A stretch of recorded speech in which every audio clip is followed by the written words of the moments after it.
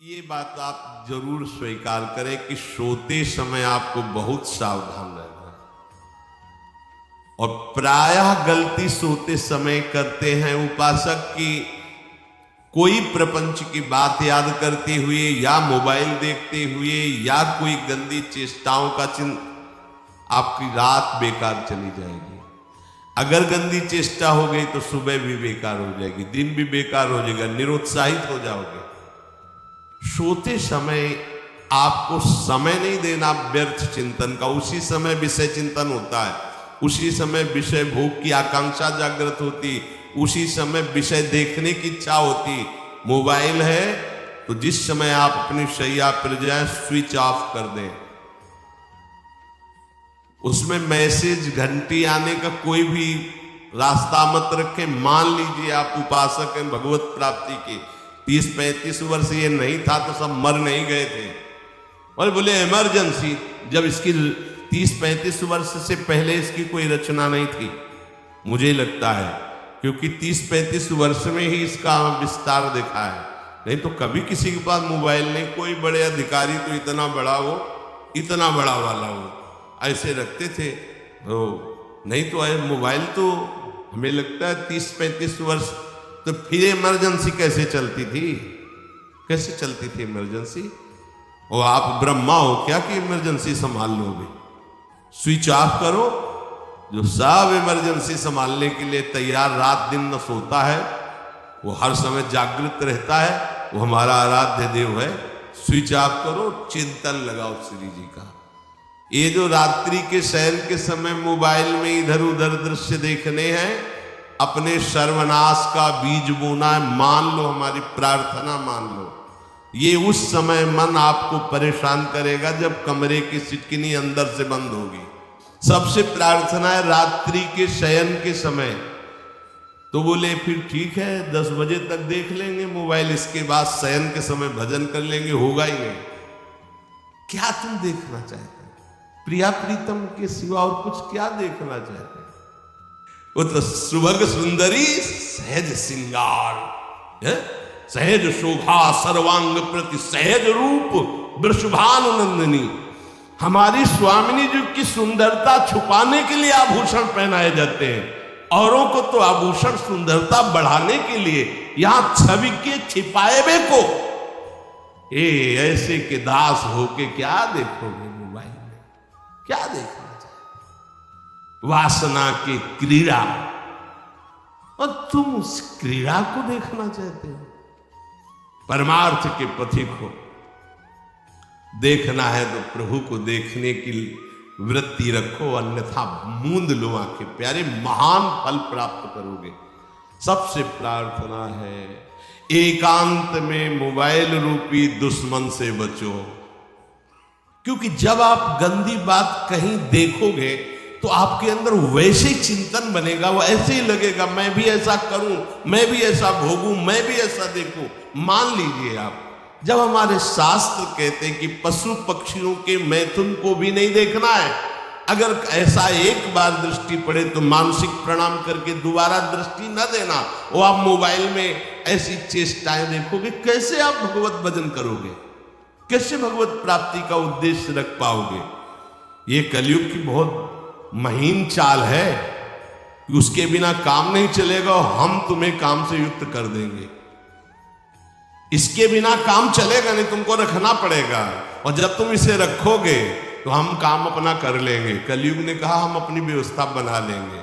यहां कह रहे, जब आप नींद में जा रहे हैं तो बिल्कुल मानो मृत्यु शैया पे जा रहे हैं, आपको उस समय नाम जप में बहुत ध्यान देना है, कहीं मन बहक न जाए। तो क्या होगा, 5-6 घंटे जो आप लेटोगे ना, वो भी भजन हो जाएगा। हमारा जो सततम योमाम स्मरति नित्यशा है ना, ये पूरा हो जाएगा। नहीं, उस समय हम सो जाएंगे तो हमारा 6 घंटे का वियोग हो गया, 6 घंटे भजन रुक जाएगा। और ये 100% पक्की बात अनुभव की कहते हैं। यदि सोते हुए भजन करोगे तो जगते, कई बार तो पकड़ा है कि अगर आधे पद में बेसुध हो गए तो वो पद पूरा जगते ही शुरू हो गया है। मतलब बीच में स्थिति भागवती की रही। जैसे बेहोश करते समय हमने कहा था, जब ऑपरेशन के हमें बता देना, तो उनका बाबा भी इंजेक्शन लगाने वाले हैं, तो वो 1 मिनट हमें केवल दीजिए अपनी चित्तवृत्ति। तो जब होश आया तो वही पहले चिंतन चल रहा था, वही चिंतन। जैसे सोने के समय बेहोश हुए तो जगने के समय वही चिंतन, ऐसे ही इंजेक्शन से जब बेहोश हुए और जब होश आया तो वही चिंतन चल। बहुत बड़ा चमत्कार अभ्यास का है। नींद खुले तब से लेकर गाढ़ नींद आने तक स्मरण में कभी रुकना नहीं। और आपको एक छूट दे रहे हैं। कभी कभी क्या होता है कि एक मंत्र में, एक नाम में जैसे बहुत देर अभ्यास करते हैं तो मन ऊबने लगता है। इसका स्वभाव है, ये अनुभव की बातें कहते हैं। इसका स्वभाव है नवम नवम, नहीं तो ये मतलब, तो इसको हम लोगों ने कैसे फंसाया है।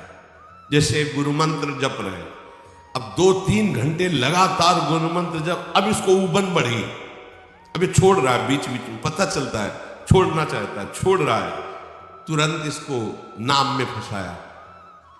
अब थोड़ी देर नाम में चला, फिर उब रहा है, बहुत विचित्र है ये।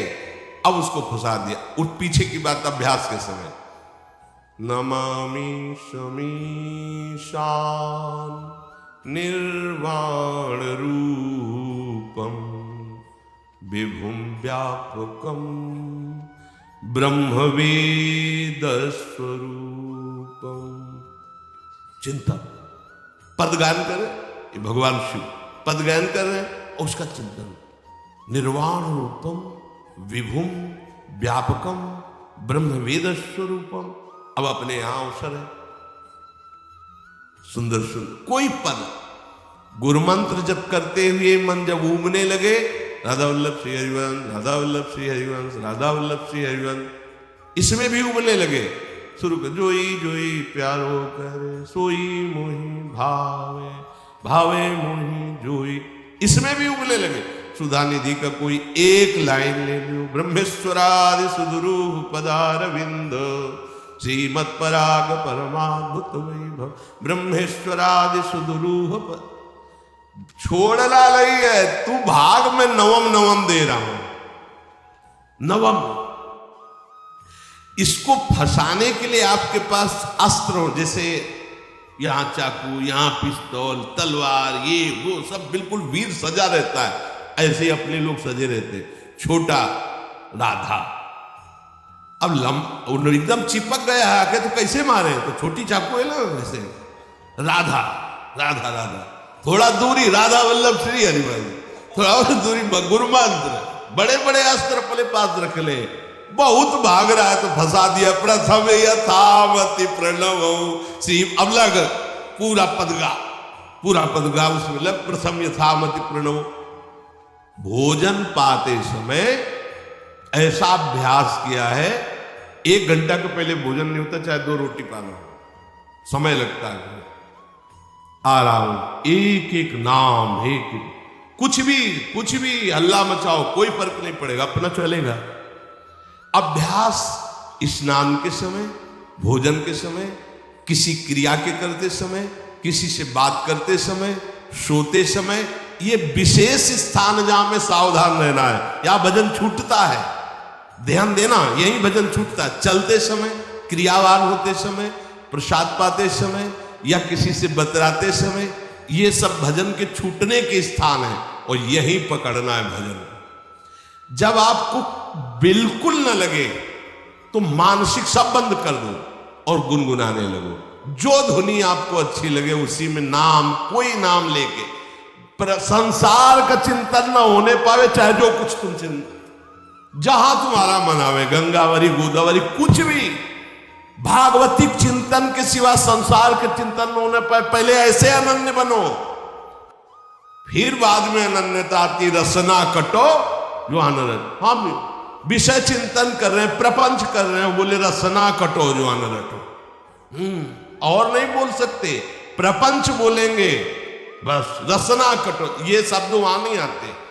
पहले हम आपको छूट देते, भक्त चरित्र, भगवान के चरित्र, नाम, कीर्तन, मंत्र, जो भी चाहो, संसार का चिंतन मत होने देना, पहले ये पकड़ो।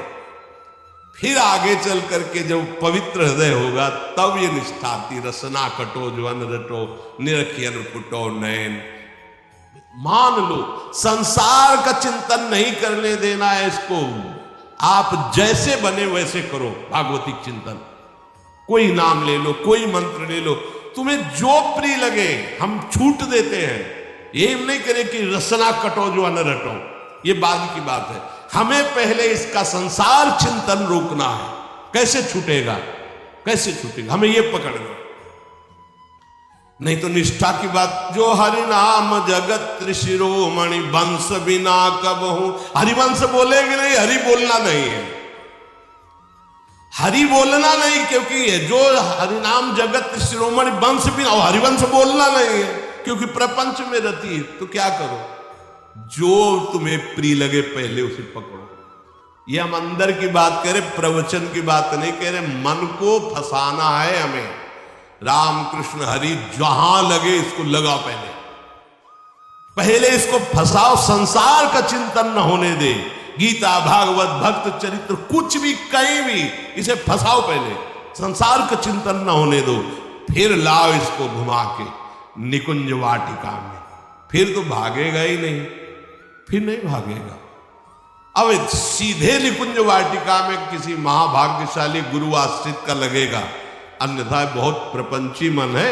आप आश्रय इधर का लोगे, प्रपंच का चिंतन करोगे, बात बनेगी। चिंतन छोड़ना है हमें, जैसे बने तैसे संसार का चिंतन छूट जाए तो हम विजय को प्राप्त होंगे। ध्यान दीजिए, इस परमात्म तत्व को वही प्राप्त कर पाता है जिसका राग बीत गया है, खत्म हो गया, वैराग्यवान। ज्यादा परिश्रम नहीं है वैराग्य में। विवेक नहीं होने के कारण हम वैराग्य नहीं धारण कर पाते। हम बाहरी बातों को वैराग्य ले लेते हैं, ऐसा कपड़ा बदल लेना, या कपड़ा ना पहनना, या लौकी का कमंडल, मिट्टी का पात्र, तो हम अपने को वैरागी। बात यहां नहीं रुकेगी। वैराग्य का इतना ही मतलब, ये भी एक बाह्य अंग है वैराग्य का, पर वैराग्य का सच्चा स्वरूप है वीतरागा। कहीं कुछ भी अच्छा नहीं लग रहा, कोई भी सुख आकर्षित नहीं कर रहा। लोक लोकांतर की प्रतिष्ठा, मान, सुख, ऐश्वर्य, व्यक्ति कुछ अच्छा नहीं, राग खत्म हो गया। ऐसा उस अक्षर ब्रह्म को, अविनाशी तत्व को जान पाता है। जगते भयो फिरे वैराग्य। जैसी हरिवंश प्रपंच बंच सब ये काल ब्याल को खायो। हालत यह है कि जैसे सांप ने मेढक को पकड़ रखा और मेढक सामने पतिंगा को, कीड़े को पकड़ना चाहता है। उसे ये पता नहीं कि मैं खुद किसी का कवल बन चुका हूं, वो एक झटके में मुझे अपने पेट में ले जाएगा। ऐसे ही हम सब हैं, काल के द्वारा ग्रसित है। काल ने हमें पकड़ रखा है, पर हम भोग भोगना चाहते हैं। हम नाना प्रकार की मान प्रतिष्ठा पाना चाहिए। ये पता नहीं एक झटके में हमारा अस्तित्व ही खत्म हो जाएगा। जिनके अंतःकरण में किसी भी व्यक्ति, वस्तु, स्थान, पद, प्रतिष्ठा का राग ही नहीं रह गया है, उसे कहते हैं वैराग्यवान। वीतरागाः, राग ही नहीं है। जिनका अंतःकरण निष्पाप निर्मल हो चुका है, जिनके हृदय में केवल भगवत प्राप्ति की उत्कट लालसा जागृत हो गई है, ऐसा साधन संपन्न उपासक परमात्म तत्व में प्रवेश पाता है। अध्यात्म मार्ग की ऊंचाई पर वो स्थित हो जाता है।